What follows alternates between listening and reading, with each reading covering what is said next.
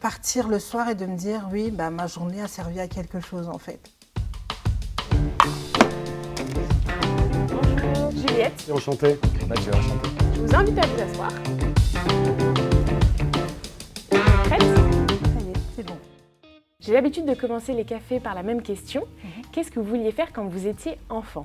Quand j'étais enfant, je voulais être maîtresse d'école, comme beaucoup de petites filles, je pense, mais ça a duré longtemps. Est-ce que vous pouvez me raconter votre parcours? Qu'est-ce qui vous a amené à devenir responsable de scolarité chez Cesi? Moi, j'ai un parcours assez atypique, en fait. J'ai remplacé quelqu'un qui était parti en congé maternité en tant qu'assistante de formation à l'époque.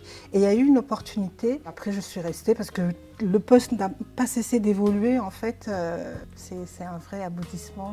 Est-ce que vous pouvez m'expliquer en quoi consiste votre métier justement? C'est l'accompagnement des élèves dès la sélection. Ce qui est intéressant sur ce métier-là, c'est vraiment on suit les élèves du début jusqu'à la fin. J'ai observé aussi au sein de Cesi qu'il y avait un certain nombre de valeurs. Est-ce que vous pouvez me parler d'une valeur qui vous tient particulièrement à cœur?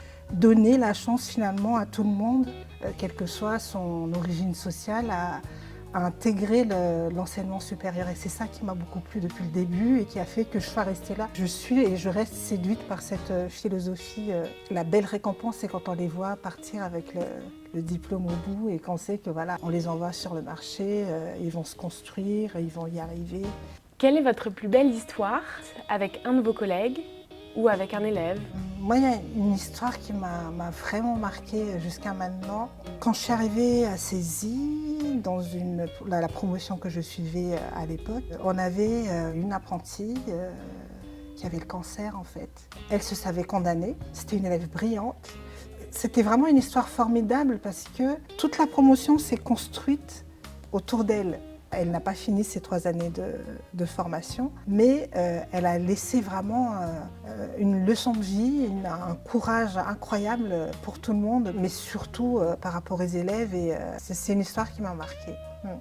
Et dernière question pour conclure notre échange, que diriez-vous à quelqu'un qui hésite à l'idée de rejoindre Cesi?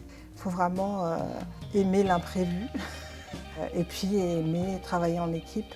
Et là, c'est plus que riche en fait. Ça ne sera jamais une routine. Voilà. Merci beaucoup. Voilà.